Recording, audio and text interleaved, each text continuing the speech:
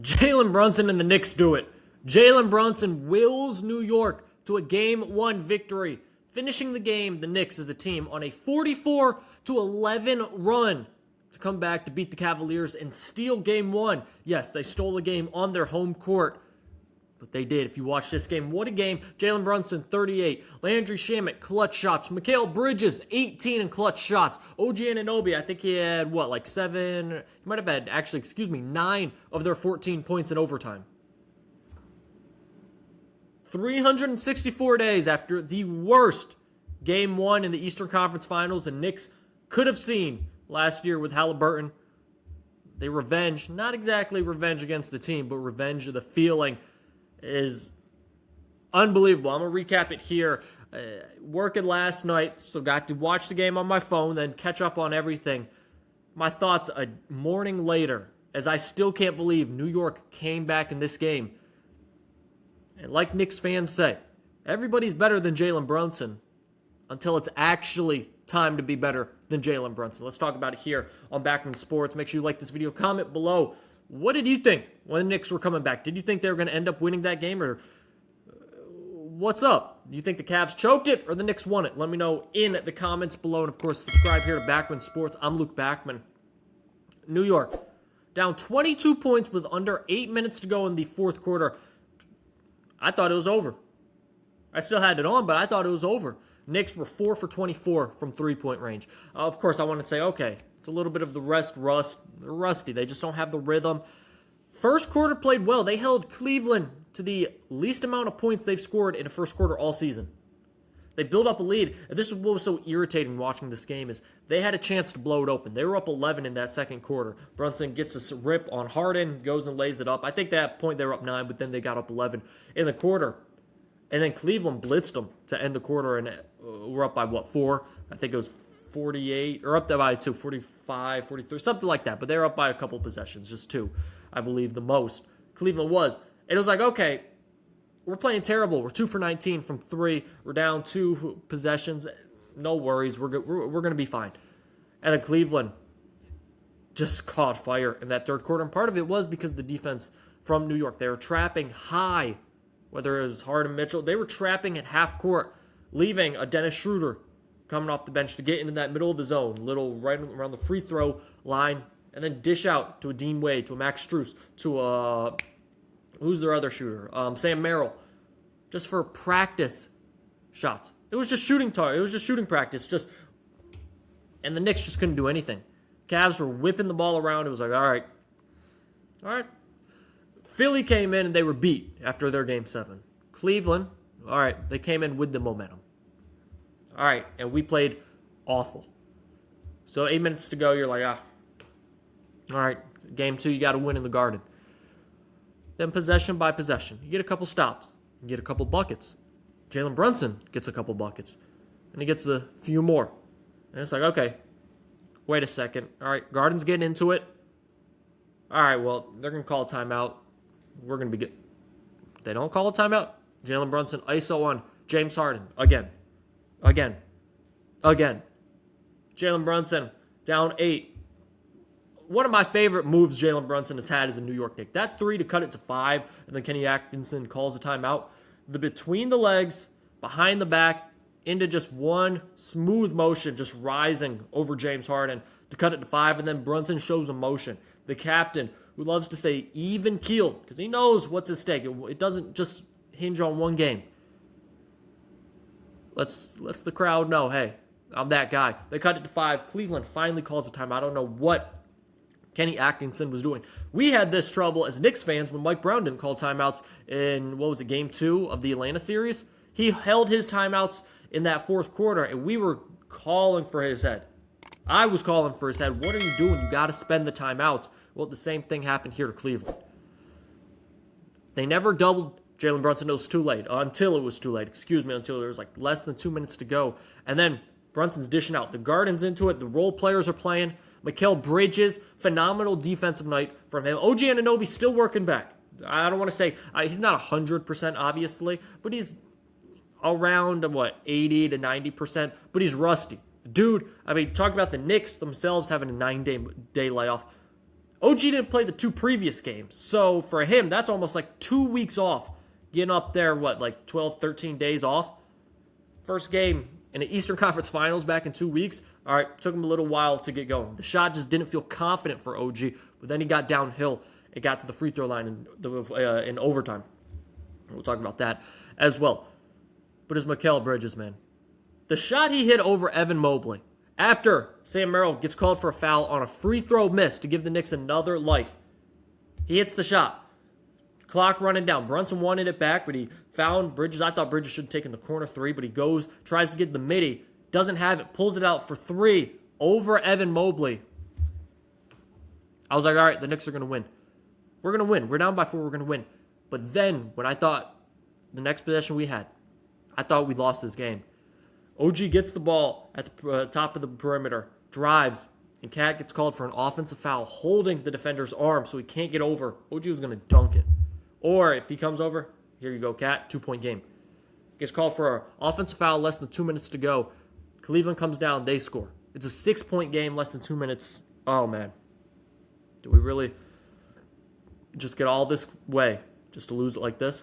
Jalen Brunson comes down, working. They are finally, Cleveland, not having James Harden guard Jalen Brunson. Finds Mikal Bridges in the corner. Bow. Bridges, phenomenal, man. Talk about someone who has turned around his stock, his just reputation in New York in 6 games, 5, 6, 7 games, something like that. This guy, F them picks. That's what everybody's saying. Forget those picks, man. 5 picks, I don't want to hear anything about it the way Bridges is playing. Then you find Landry Shamet for the shot. When you look at it, 364, those days, almost a year. Today, recording this, the day after the game, a year ago today, Halliburton shot goes up, comes back down to tie the game. Then Pacers win it in overtime. And the Knicks have said, we just couldn't get back after losing that crushing game 1. Shamet's shot goes up, hits part of the rim, another part, and drops to tie the game. Harden then comes down, hits a nice shot over Brunson. Brunson says, I don't care. Mike Brown says, we got the momentum. I'm not playing with it. Jalen Brunson, go get us a bucket. Brunson gets past Harden. Another shot on Harden, a little floater shot. And Sam Merrill's shot goes in and out. Just the basketball gods with New York in game 1. Then you come out, whoop them in overtime. 14-3, the score in OT. Knicks didn't play. I mean, they drew up a great play for Max Strus to cut it to 6. The Cavaliers did. It was 110-104. They called timeout. Great shot, great play to Max Strus. That was their only points of overtime. Again, everybody's better than Jalen Brunson until it's time to be better than Jalen Brunson. I hear all this stuff about Donovan Mitchell. Where was Donovan Mitchell the last 8 minutes and into overtime? Where was he? 0 for 5. Him and Harden had 3 points. The Cavs had 11 points. I mentioned that 44-11 run the Knicks ended on. Brunson himself had 17 in that stretch. He outscored the Cavs 17-11 in that stretch. Like, what are we talking about here? Jalen Brunson is the 3rd best player in the playoffs. I mean, he might be higher. Yeah, I'll give you Wemby. I'll for sure give you Wemby after what he did in game 1, as we'll see him upcoming in game 2 today. Shea, okay, he's back-to-back 2-time MVP. He didn't have a good game 1 and hasn't had a good last 5 games. And then there's Jalen Brunson. Brunson could get up there, I'm telling you. And for people that, it's funny, I love to watch, see what the people that get paid to talk about this, and, even Twitter, what they say about Jalen Brunson. From now on, if you talk bad about Jalen Brunson, I don't ever want to hear you talk basketball again. The dude does it every postseason. Who's the only player in the postseason since 2023 to have 1,500 points? Just in the playoffs. Jalen Brunson, no other players. If you talk bad about Jalen Brunson, I do not care about your basketball opinion. And as a Knicks fan, I know it's game 1. I'm feeling it, right? We get this comeback win, but the Cavs had to win that game. That's a game where the Knicks are never going to shoot 4 for 24 from 3 halfway through the 3rd quarter. Never going to happen again. You got to steal that game. It reminds me of the game against Boston last year. In game 1, in the 2nd round, Boston was terrible, and then they ended up shooting terribly from 3 in game 2 as well. But it was like, we're down 20, and this is a bad game Boston's playing. You got to take advantage of those games against the superior team. The Knicks are the favorite in this series. Boston was the favorite in the series. when the favorite plays bad and below their level of standard, you got to win those games. The New York Knicks were playing below their level, especially the last 7 games prior to this one. But then they raised the bar, and Jalen Brunson did what Jalen Brunson needed to do. OG Anunoby, again, nice overtime. Seeing him get to the cup, get to the line, hit his free throws. Cat, 13 points. You live with it. Mitchell Robinson did not have great minutes. Josh Hart did not have great minutes. The Knicks had to bench him for Landry Shamet. But again, you just got to do it. I mean, I love Josh Hart. I love what he brings to the table. He'll get minutes. He'll have moments in this series. But if he's not hitting threes, then you're just allowing Jared Allen to roam around and get and defend the basket. A second guy at the basket to Evan Mobley, who's going to be pulled out because of cap. But still, you need a guy like Landry Shamet, Deuce McBride out there to fully capture Jared Allen over there to open up the paint. Or if he leaves off a shooter, kick it out to them and hit shots. The Knicks aren't going to go 4 for 24 from 3 again. It's not going to happen. I said in my preview, if the Knicks win both in New York, it's a 5-game series. Somehow they come away with game 1 in a crushing loss for Cleveland. You saw Donovan Mitchell walking off by himself to the locker room. All that to say, if you don't get game 2, it's a 1-1 series. Game 1, all the theatrics, it means nothing. Get game 2 and crush their hearts. Go to Cleveland and get 1. And then come back to the Garden and finish it off. Go get game 2. Game 1, all right, you came back, you won, you stole 1. The Knicks, everyone's saying, oh, the Cavaliers played 40 great minutes of basketball, then the last 8 they choked. No.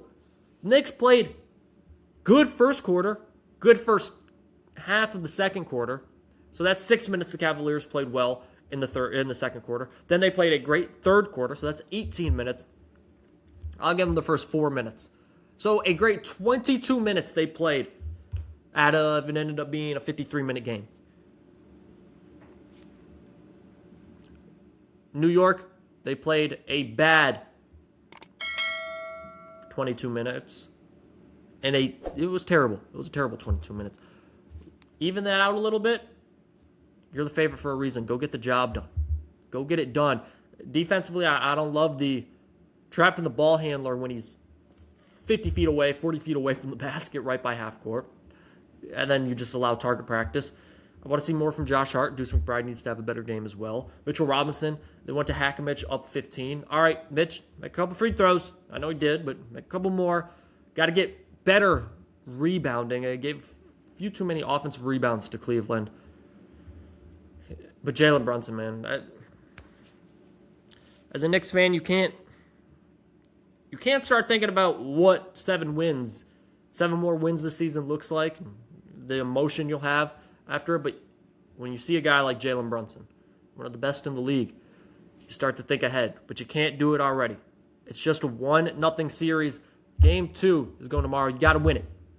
Pacers didn't win that series against the Knicks just because they won Game 1. They won Game 2 in New York as well. And they went to their home court leading 2-0. Granted, Knicks had a 20-point comeback in Game 3. But if you go 1-1, Cleveland does its job. Cleveland splits. It takes home court advantage. Go up 2-0. Put your foot on their neck, and go take 1 at their home court. So Game 2 now, most important thing. But Game 1, it feels good to be on this side of a historic comeback. What a game from New York. What a game from Jalen Brunson. Knicks win. Let me know in the comments below. Who do you think is going to take Game 2? Will it be the Knicks taking a 2-0 lead, or will Cleveland tie it up at 1? Let me know in the comments below. Still mind-blowing. Knicks win Game 1. Make sure you like this video, comment below, and subscribe here to Backman Sports. I'm Luke Backman. That's all I got. Peace. I'm out.